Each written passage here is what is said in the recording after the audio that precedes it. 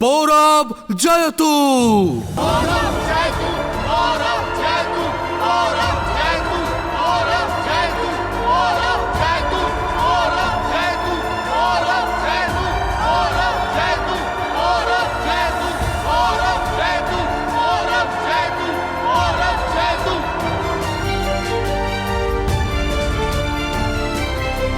একুশ বছর আগে রাজগুরু আমার আর মহারানী অনুসুয়ার সামনে পৌরব রাষ্ট্রের জন্য এক ভবিষ্যৎবাণী করেছিলেন। আর আজ 21 বছরের এক দীর্ঘ প্রতীক্ষার পর যখন সেই পৌরব রাষ্ট্রের বিচ্ছিন্ন পুত্র জ্যেষ্ঠ পৌরব কুমার আপনাদের সম্মুখে আসছে,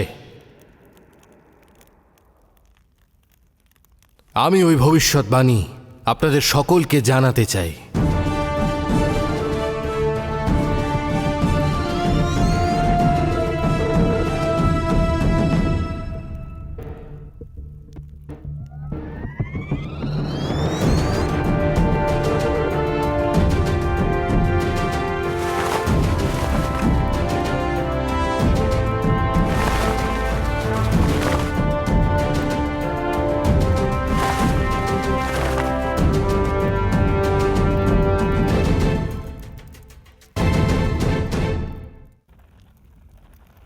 ভবিষ্যৎবাণী হলো এটাই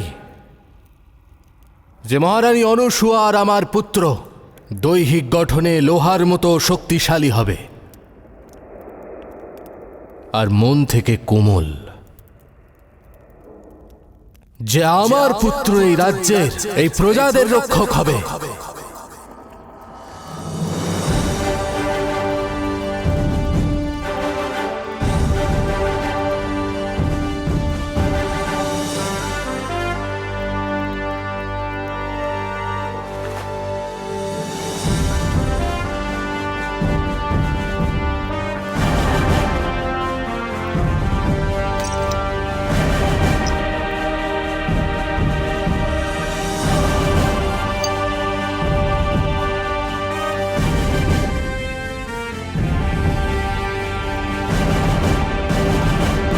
পিতা একজন কৃষক হোক বা রাজা, সে ওই দিনের জন্য অপেক্ষা করে যখন তার পুত্র তার সাথে কাঁধে কাঁধ মিলিয়ে দাঁড়াবে আর তার পিতার কাঁধের ভার ভাগ করে নিতে সক্ষম হবে। আর সেই বড় দিন এই পিতার জন্য আজ এসেছে। আমাকে বলা হয়েছিল যে আমাদের পুত্র পুরুষদের মধ্যে উত্তম হবে, তাই আমি আর মহারানী অনুসুয়া তার নাম পুরুষোত্তম রেখেছি।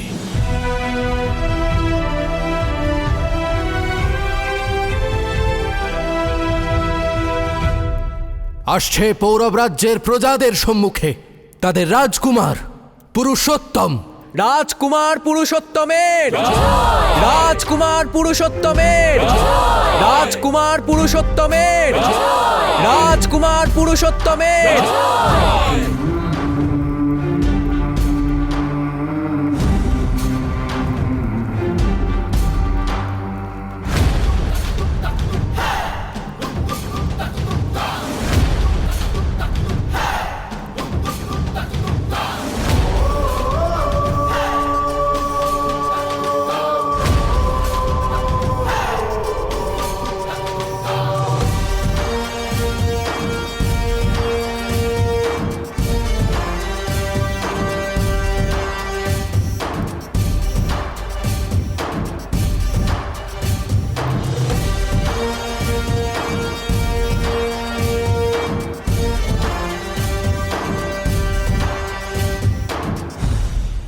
রাজকুমার পুরুষোত্তমের, রাজকুমার পুরুষোত্তমের, রাজকুমার পুরুষোত্তমের, রাজকুমার পুরুষোত্তমের, রাজকুমার পুরুষোত্তমের, রাজকুমার পুরুষোত্তমের।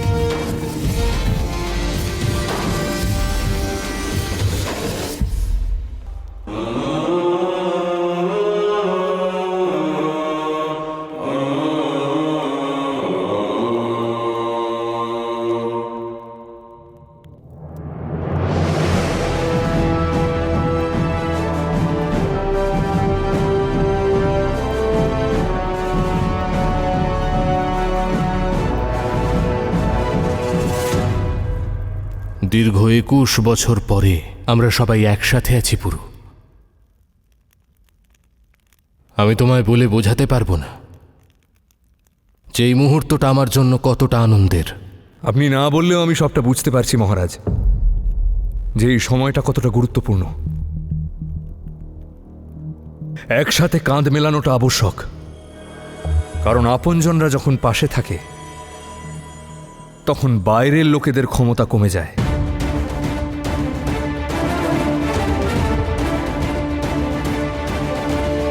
যখন বাড়ির লোকেরা একসাথে থাকে তখন বহিরাগতরা কোনো ক্ষতি করতে পারে না। আপনি আমাদের মাতৃভূমির রাজা এবং এই মাতৃভূমির রক্ষক। পুরু এসে গেছে, আর পুরু কোনো কাজ অসম্পূর্ণ রাখে না।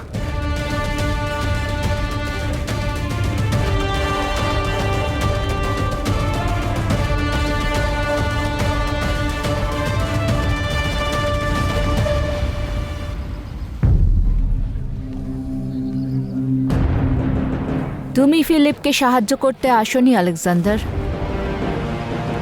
ফিলিপের মুকুট কেড়ে নিতে এসেছো। অবশ্যই শাহ ফিলিপ পারস্য জয় করতে যাচ্ছেন, আর ওনার মস্তিষ্ক নিয়ে খেলার উপযুক্ত সময় ঠিক এখনই।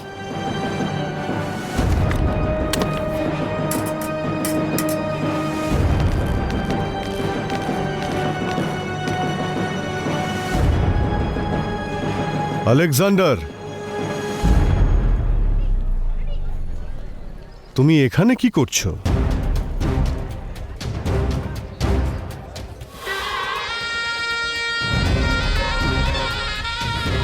আমি বলেছিলাম না তুমি পারস্যে যাবে না? তুমি এখানে থেকে মেসিডোনিয়াকে রক্ষা করবে। আমার মনে আছে শাহ, কিন্তু কে বলল আমি আপনার সাথে পারস্য যাওয়ার জন্য এসেছি? আমরা তো আপনাকে অভিনন্দন জানাতে এসেছি, আপনার কন্যা সন্তানের জন্য। অভিনন্দন জানাতে এসেছো নাকি কাটা খায় নুনের ছিটে দিতে যে আমার কন্যা হয়েছে, পুত্র নয়? এটা ঠিক নয় শাহ। আপনি সব কথার ভুল মানে কেন বের করেন? আমরা তো সত্যিই আপনাকে অভিনন্দন জানাতে এসেছি। তাতে কি হয়েছে যে আপনার মেয়ে হয়েছে? সময় তো বদলায়, আর সময়ের সাথে সাথে পরিস্থিতি আর নিয়মও। মেসোদোনিয়ার সিংহাসনে এবার একটা মেয়েকে বসাবো আমরা, আর সবাইকে সেটা মেনেও নিতে হবে, কারণ যতই হোক ও তো আপনারই সন্তান। ওর শরীরে মেসোদোনিয়ার পবিত্র রক্ত আছে যে। আর অন্য কোনো উপায় নেই, মেসোদোনিয়ার লোকেরা ওকে রানী হিসেবে মানতে বাধ্য। আর কোনো কারণও নেই যে এখানকার প্রজারা ওর হুকুম মানবে না।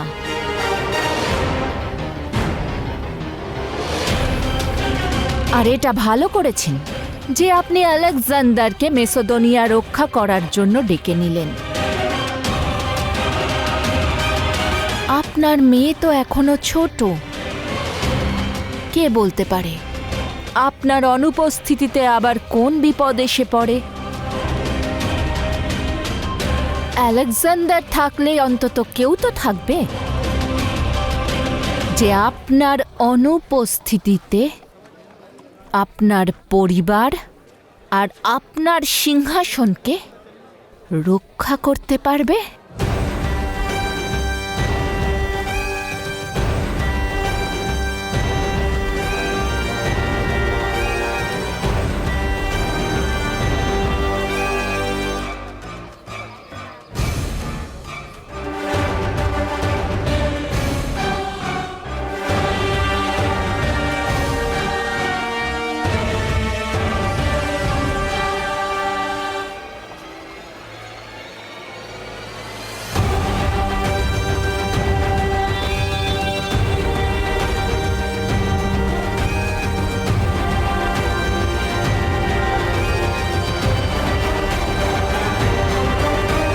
লেটাস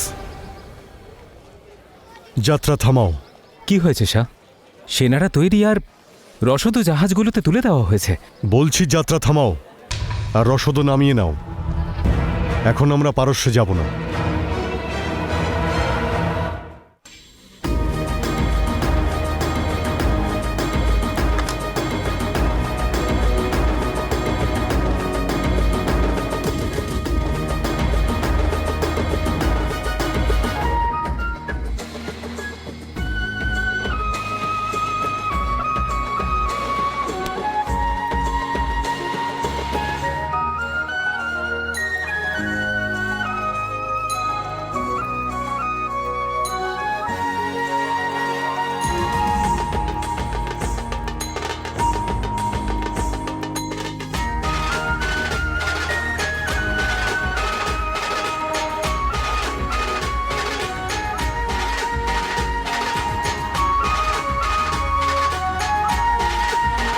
এরা সবাই তোমার আপনজন পুরু, তোমার প্রজা।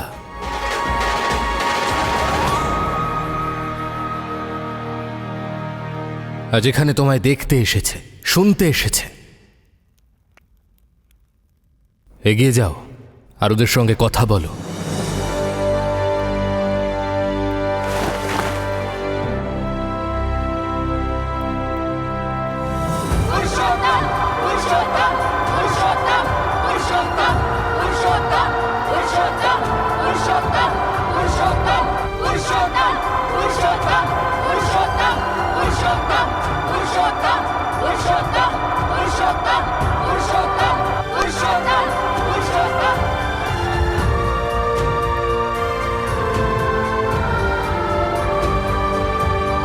যেই উৎসাহর সঙ্গে,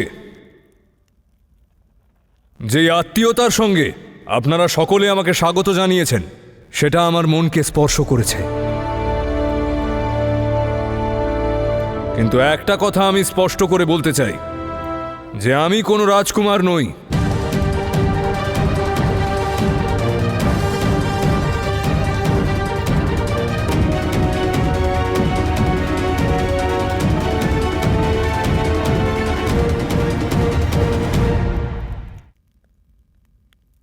যেই উৎসাহ এবং আনন্দের সঙ্গে আপনারা আমাকে স্বাগত জানিয়েছেন, তা আমার মনকে স্পর্শ করেছে। কিন্তু একটা কথা আমি স্পষ্ট করে বলতে চাই, যে আমি কোনো রাজকুমার নই।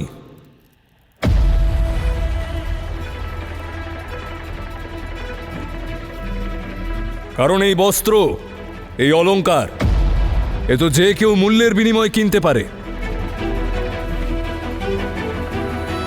রাজকুমার হওয়াটা কোনো পদ নয়, এটা একটা বড় দায়িত্ব।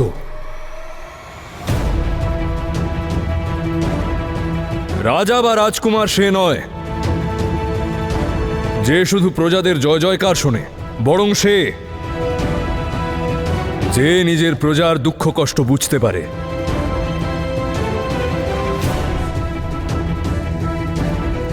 রাজকুমার সে নয় যে উৎসবের বৈভব দেখে, বরং সে যে নিজের প্রজার চোখের জল দেখতে পায়। আর না আমি এমন কিছু দেখেছি, আর না শুনেছি। 21 বছর পরে নিজের মাতৃভূমিতে ফিরেছি। আমি না এই রাজ্যের সম্পর্কে কিছু জানি, আর না এখানকার প্রজাদের ব্যাপারে। তবে আমি কি করে রাজকুমার হলাম?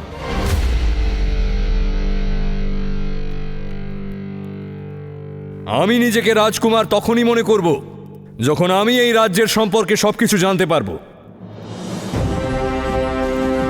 এই রাজ্যের সমস্যার কথা, আমার প্রজাদের কষ্ট এবং বিকাশের সম্ভাবনা।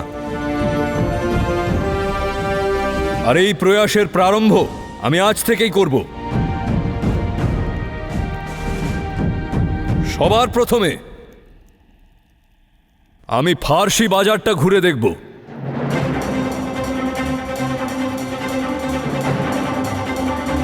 আমি শুনেছি যে আমার ফার্সি বন্ধুরা সেখানে প্রচুর বিকাশ ঘটিয়েছে।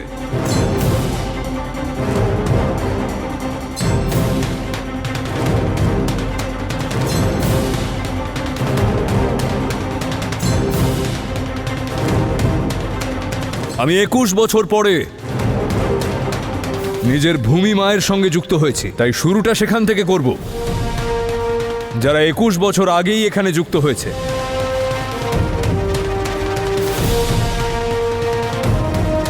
শাহ দারায়ুস, আমি আপনার ফার্সি বাজারটা দেখতে চাই এবং সেই সমস্ত সুন্দর বস্তু যা সেখানে কেনা এবং বেচা হয়।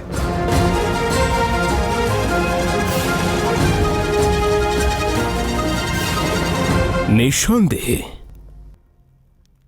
রাজকুমারের ইচ্ছে পূরণ করতে পারলে আমার ভালো লাগবে।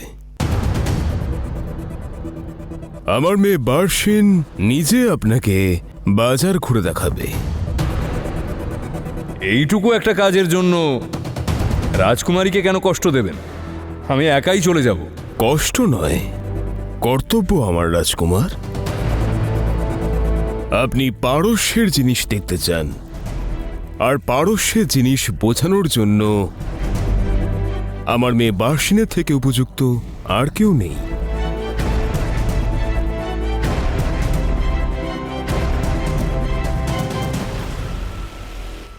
আমার ভালো লাগবে আপনাকে যদি সাহায্য করতে পারি।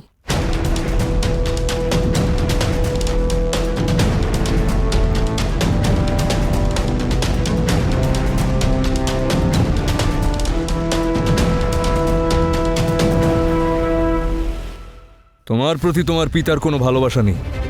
ভাবো রাজকুমারী, তুমি এবং তোমার পিতা দুজনেই এই কথাটা জানতে যে এখানে আসার পেছনে আমার কোনো উদ্দেশ্য আছে এবং এখানে সংকট আছে। তবুও তোমার পিতা তোমায় এখানে পাঠালো এবং তোমার প্রাণ বিপদে ফেললো।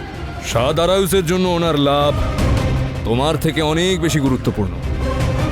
পারস্যের আক্রমণ বাদ দিয়ে আপনি আমার মেয়ের বিয়ে নিয়ে এত উৎসুক কেন? পারস্য আক্রমণ অবশ্যই হবে, কিন্তু এই বিবাহের পর। বিষবৃক্ষকে উপড়ে ফেলার জন্য শেষবারের আঘাত দেওয়ার সময় হয়ে গেছে আলেকজান্ডার, আর সেই সময় হলো এই বিয়ে।